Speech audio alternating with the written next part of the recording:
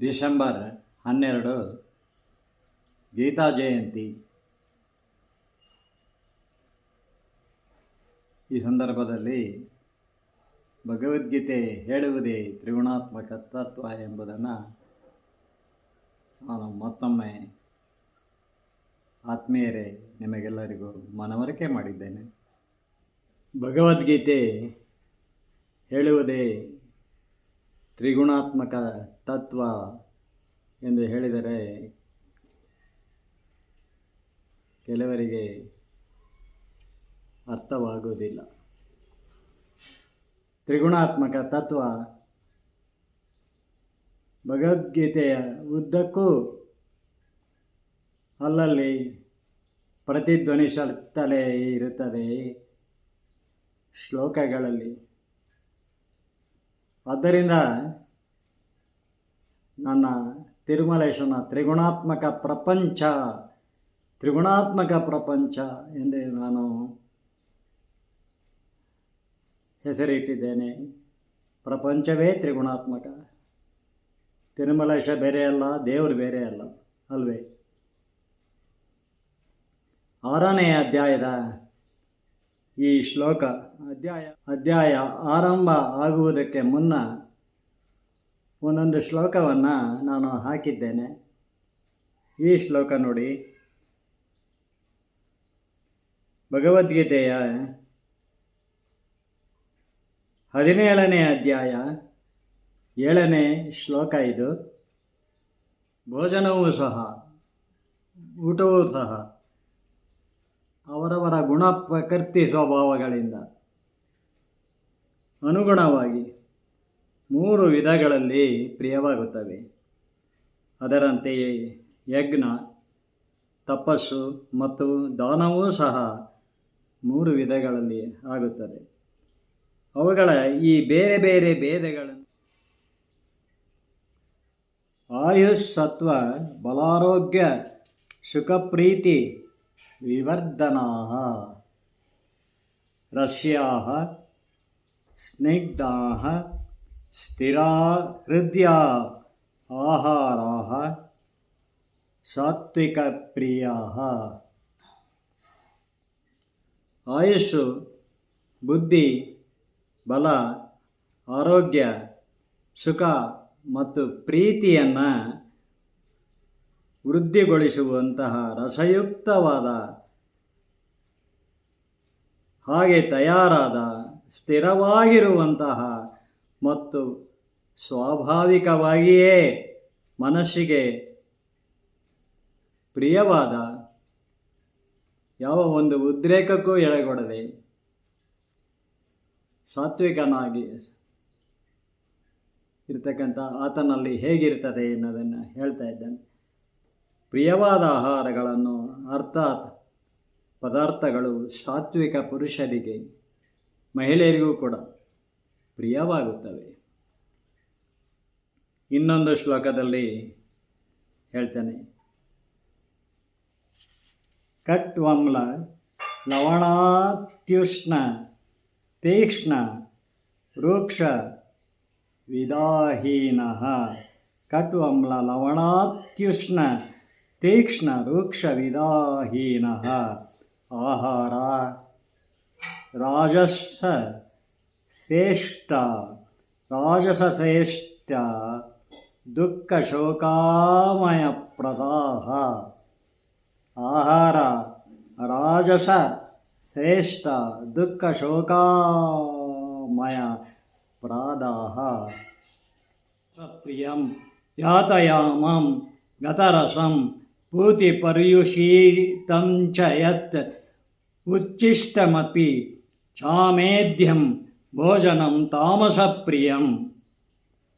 ಯಾತಯಾಮಂ ಗತರಸಂ ಪೂತಿ ಪರ್ಯುಷೀತಂ ಚ ಯತ್ ಉಚ್ಚಿಷ್ಟಮಪಿ ಚಾಮೇಧ್ಯಂ ಭೋಜನಂ ತಾಮಸ ಪ್ರಿಯಂ.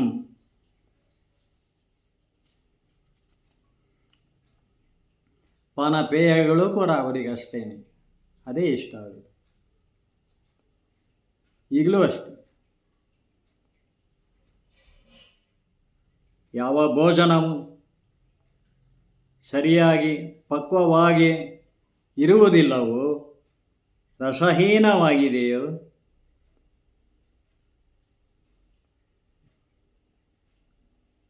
ದುರ್ಗಂಧಮಯವಾಗಿದೆಯೋ, ಘಮಘಮ ಅನ್ನೋದಿಲ್ಲ.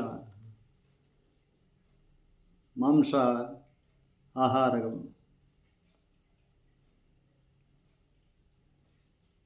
ತಿಂದುಳಿದ ಹಾಗೆ, ಅಳತೆ ಹೋದ ಹಾಗೆ ಇದೆಯೋ, ಅದು ದೇವರಿಗೆ ಪ್ರಿಯವಾಗುವುದಿಲ್ಲವೋ, ಅಪ್ರಿಯವಾಗ್ತದೆ. ಅವುಗಳೆಲ್ಲ ತಾಮಸ ಪುರುಷರಿಗೆ ಪ್ರಿಯವಾಗುತ್ತದೆ.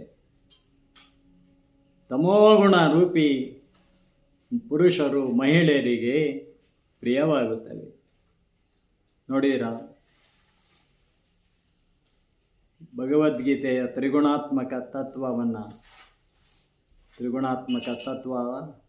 ಇಲ್ಲೂ ಕೂಡ ಆಹಾರದಲ್ಲೂ ಸೇವನೆ ಮಾಡುವುದರಲ್ಲೂ ಇದೆ. ಭಗವದ್ಗೀತೆಯಲ್ಲಿ ಏನಿಲ್ಲ ಎಲ್ಲವೂ ಇದೆ. ನೋಡುವ ದೃಷ್ಟಿ ಧನಾತ್ಮಕವಾಗಿರಬೇಕು, ಘನಾತ್ಮಕವಾಗಿರಬೇಕು, ಪಾಸಿಟಿವ್ ಆಗಿರಬೇಕು.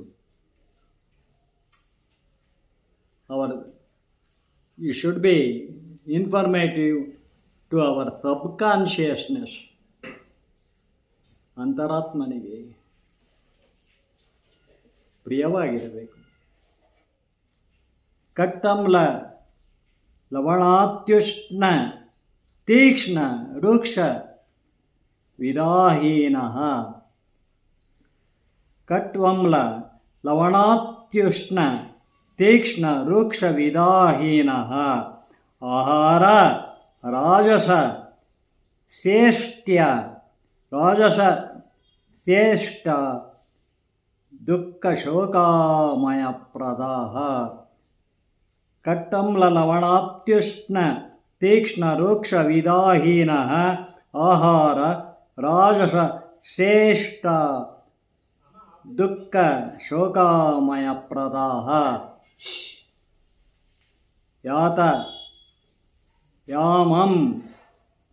ಯಾತಯಾಮಂ ಗತರಸಂ ಪೂತಿ ಪ್ರಯೂಷಿತಂ. ಯಾತಯಾಮಂ ಗತರಸಂ ಪೂತಿ ಪರ್ಯುಷಿತಂ ಚ ಯತ್ ಉಚ್ಚಿಷ್ಟಮಪಿ ಚಾಮೇದ್ಯಂ ಭೋಜನಂ ತಾಮಸಪ್ರಿಯಂ. ಯಾತಯಾಮಂ ಗತರಸಂ ಪೂತಿ ಪರ್ಯುಷಿತಂ ಚ ಯತ್ ಉಚ್ಚಿಷ್ಟಮಪಿ ಚಾಮೇದ್ಯಂ ಭೋಜನಂ ತಾಮಸಪ್ರಿಯಂ. ಆಯುಸ್ಸತ್ವ ಬಲಾರೋಗ್ಯ ಸುಖಪ್ರೀತಿ ವಿವರ್ಧನಃ. ರಸ್ಯಾಃ ಸ್ನಿಗ್ಧಾಃ ಸ್ಥಿರಾಃ ಹೃದಯ ಆಹಾರಾಃ ಸಾತ್ವಿಕ ಪ್ರಿಯಾಃ.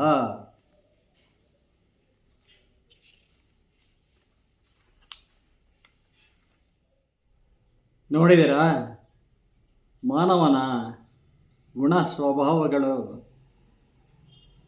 ಅವನ ಆಹಾರ ಸೇವನೆ ಮಾಡುವುದರಲ್ಲೂ ಕೂಡ ಇರುತ್ತವೆ. ತ್ರಿಗುಣಗಳು.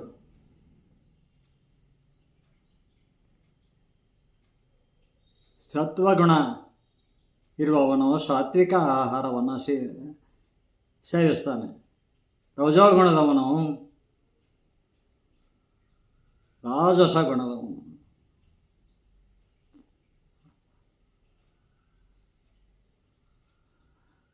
ಮಾಂಸಾಹಾರವನ್ನು.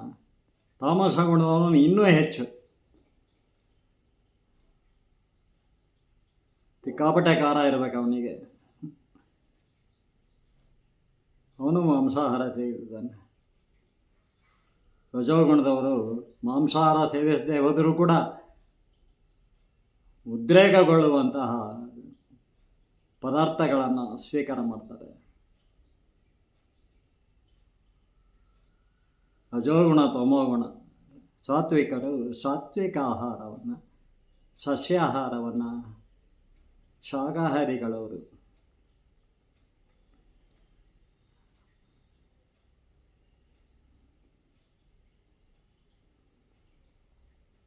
ರಾಮಾಯಣದಲ್ಲಿ ಶ್ರೀರಾಮ ಸತ್ವಗುಣ ವಂದಿತ ಕ್ಷತ್ರಿಯನಾದರೂ ಕೂಡ ಮರ್ಯಾದಾ ಪುರುಷೋತ್ತಮ.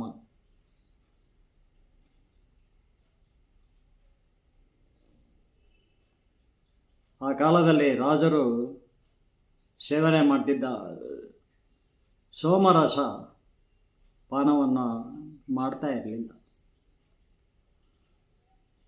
ಅವನು ಸರ್ವಾಂತರ್ಯಾಮಿ ಅವತಾರ ಪುರುಷ ಎಂಬುದು ಯುದ್ಧರಂಗದಲ್ಲಿ ಗೊತ್ತಾಗುತ್ತೆ. ರಾವಣನೊಡನೆ ಯುದ್ಧ ಮಾಡುವಾಗ ರಾವಣನ ಸೇನೆ ಬಹಳ ದೊಡ್ಡದಿರುತ್ತೆ. ರಾಮನ ಕಪಿ ಸೇನೆ ಮುಂದೆ ಬಹಳ ದೊಡ್ಡದು. ಅವಾಗ ಆಂಜನೇಯ ಏನು ಮಾಡುವುದು ಅಂತ ರಾಮನನ್ನು ಕೇಳಿದಾಗ ರಾಮ ತನ್ನ ಸರ್ವಾಂತರ್ಯಾಮಿತ್ವವನ್ನು ಪ್ರದರ್ಶನ ಮಾಡ್ತಾನೆ. ರಾವಣನ ಸೇನೆಗೆ ಅಲ್ಲಿ ನೋಡಿದರು ರಾಮ, ಎಲ್ಲಿ ನೋಡಿದರು ರಾಮ, ಎಲ್ಲೆಲ್ಲೂ ರಾಮ, ಎಲ್ಲೆಲ್ಲೂ ರಾಮನಾಗಿ ಕಾಣ್ತಾನೆ. ಅವನ ಸೈನಿಕರಿಗೆ ರಾಮ ಅವರೊಡನೆ ಹೋರಾಡ್ತಾ ಇದ್ದಾನೆ, ಎಲ್ಲೆಲ್ಲೂ ರಾಮನಾಗಿ, ಸರ್ವಾಂತರ್ಯಾಮಿ ಅವತಾರ ಪುರುಷ, ಮರ್ಯಾದಾ ಪುರುಷೋತ್ತಮ, ಸತ್ವಗುಣ ವಂದಿತ.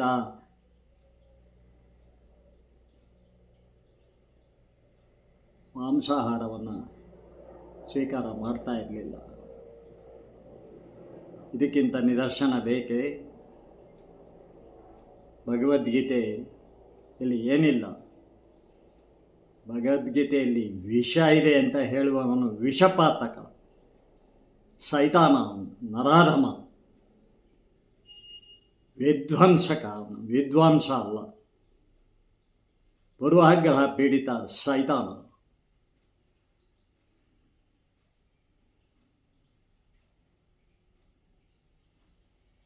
ಅಮಾಯಕರಾದ ಜನರಿಗೆ ಯಾವಾಗಲೂ ಭಾರತದಲ್ಲಂಥ ಜನ ಇರ್ತಾರೆ. ಅನಕ್ಷರತೆ, ಅಜ್ಞಾನ, ಮೂಢನಂಬಿಕೆ, ದಡ್ಡರು, ಮುಗ್ಧರು, ಅವ್ರಿಗೆ ಏನೂ ಗೊತ್ತಿರಲ್ಲ ಅಂಥ ಜನಸಂಖ್ಯೆ ಈಗ ಜಾಸ್ತಿ ಆಗಿದೆ. ಪ್ರಪೋರ್ಷನೇಟ್ಲಿ ಅವರಿಗೆ ಅವನು ಹೇಳಿದ್ದೇ ಚೆನ್ನಾಗಿ ಕಾಣ್ತದೆ. ಯಾಕೆಂದರೆ ಅವರು ಮಾಡೋದು ಅದೇನೇ. ಯಾರ್ಯಾರು ಆ ರೀತಿ ಅನ್ಯಾಹಾರವನ್ನು ಸ್ವೀಕಾರ ಮಾಡ್ತಿರ್ತಾರೋ ಅವರಿಗೆ ಬಹಳ ಖುಷಿ ಆಗ್ತದೆ ಅವನು ಹೇಳೋದು ನೋಡೋರು, ಅಲ್ವೇ? ಇನ್ನು ಶ್ರೀಕೃಷ್ಣ ಅವನು ಸರ್ವಾಂತರ್ಯಾಮಿ. ದ್ರೌಪದಿ ನೆನ್ಸ್ಕೊಂಡು ಕೂಡಲೇ ಬರ್ತಾನೆ ದುರ್ವಾಸ ಆತಿಥ್ಯದಲ್ಲಿ. ಸಂಧಾನದಲ್ಲಿ ವಿಶ್ವರೂಪ ಪ್ರದರ್ಶನ ಮಾಡ್ತಾನೆ ಯೋಗೀಶ್ವರ.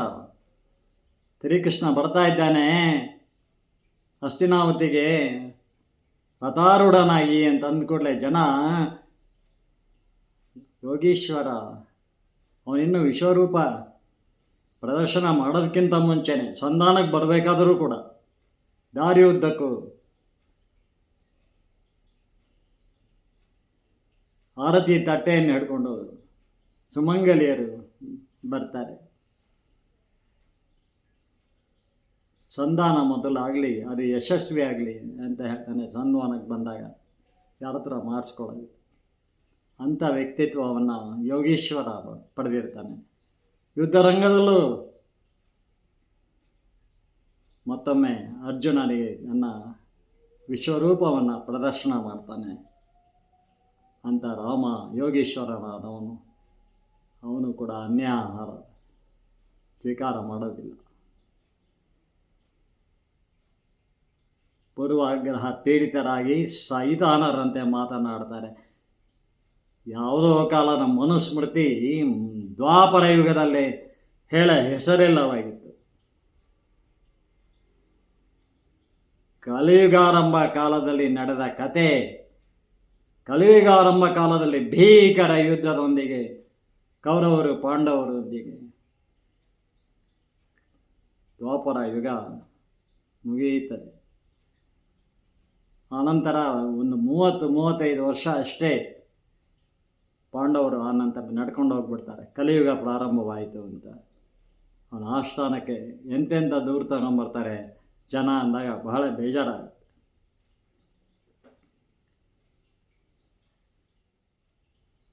ವಾನಪ್ರಸ್ಥಾಶ್ರಮಕ್ಕೆ ಹೊರಡ್ತಾರೆ, ಸ್ವರ್ಗಕ್ಕೆ ಹೊರಟರು ಅಂತ. ಹೀಗೆ ಪಾಂಡವರ ಕಾಲದಲ್ಲೂ ಕೂಡ ಆಹಾರ ಸೇವಿಸುವ ಕ್ರಮ ಅದೇ ರೀತಿ ತ್ರಿಗುಣಗಳನ್ನೇ ಅವಲಂಬಿಸಿತ್ತು. ಸತ್ವಗುಣದವರು ಸಾತ್ವಿಕ ಆಹಾರ, ರಾಜಸ ಗುಣದವರು ರಾಜಸ ಆಹಾರ, ತಮೋ ಗುಣದವರು ಇನ್ನು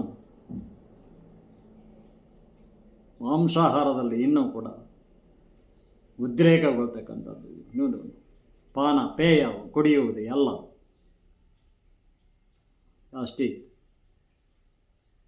ಹೀಗಾಗಿ ಭಗವದ್ಗೀತೆಯಲ್ಲಿ ಎಲ್ಲವೂ ಇದೆ.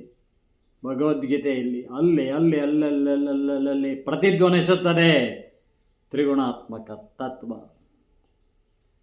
ಆದ್ದರಿಂದಲೇ ಅದನ್ನು ಆಧರಿಸಿಯೇ ನಾನು ಶ್ರೀನಿವಾಸ ಕಲ್ಯಾಣ ಹಾಗೂ ಹಿಂದೂ ಧರ್ಮವನ್ನು ಆಳವಾಗಿ ಅಧ್ಯಯನ ಮಾಡಿ ಶ್ರೀನಿವಾಸ ಕಲ್ಯಾಣಕ್ಕೆ ಸ್ಕ್ರೀನ್ ಪ್ಲೇ ಬರೆದಿದ್ದೇನೆ. ರಾಮಾಯಣ ಮತ್ತು ಶ್ರೀನಿವಾಸ ಕಲ್ಯಾಣ ಬರುತ್ತೆ. ಶ್ರೀನಿವಾಸ ಕಲ್ಯಾಣದಲ್ಲಿ ಬರುವ ಶ್ರೀನಿವಾಸನನ್ನು ಮೋಹಿಸುವ ಮದುವೆ ಆಗುವ ಪದ್ಮಾವತಿ ಹಿಂದಿನ ಜನ್ಮದಲ್ಲಿ ವೇದಾವತಿ ಆಗಿರ್ತಾಳೆ.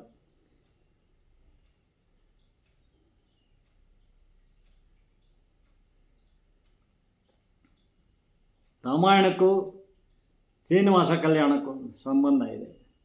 ಈ ವೇದಾವತಿ ಯಾರು?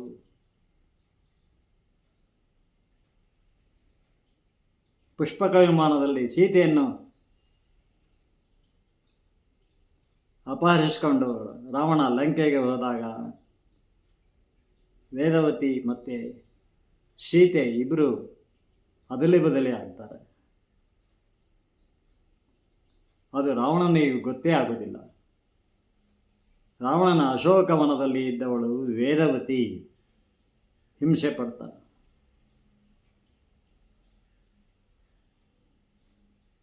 ಯುದ್ಧ ಮುಗಿದ ಮೇಲೆ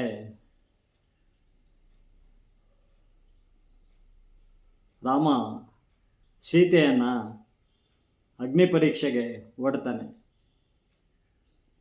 ಆ ಸಮುದ್ರದ ದಡದಲ್ಲೇ ಒಂದು ಸರಿ ಆಗ ಇಬ್ಬರು ಸೀತೆಯರೊಂದಿಗೆ ಅಗ್ನಿ ದೇವ ಬರ್ತಾನೆ. ಒಬ್ಬಳು ವೇದವತಿ, ಇನ್ನೊಬ್ಬಳು ನಿಜವಾದ ಸೀತೆ. ಸೀತೆನೇ ಹೇಳ್ತಾಳೆ, ವೇದವತಿಯನ್ನು ಸ್ವೀಕಾರ ಮಾಡು ಅಂತ ರಾಮನಿಗೆ. ಇಲ್ಲ, ಈ ಅವತಾರದಲ್ಲಿ ನಾನು ಏಕಪತ್ನಿ ವ್ರತತ್ಸ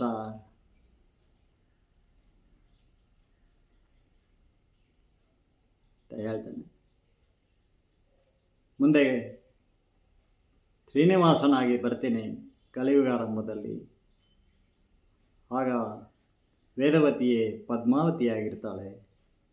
ನಾನು ಆಕೆಯನ್ನು ವಿವಾಹವಾಗ್ತೇನೆ ಅಂತ ಹೇಳ್ತಾನೆ. ಹೀಗೆ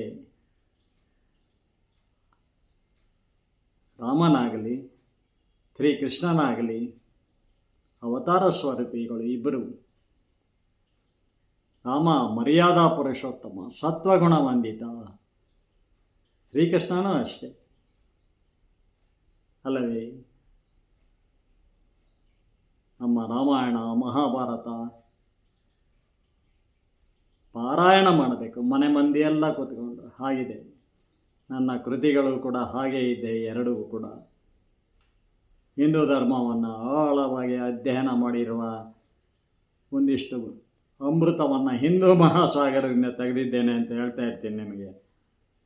ಖಂಡಿತ ಆಯುಷು ಶ್ರೇಯಸ್ಸು ಅನ್ನೋದಕ್ಕೆ ನಾನೇ ಉದಾಹರಣೆ.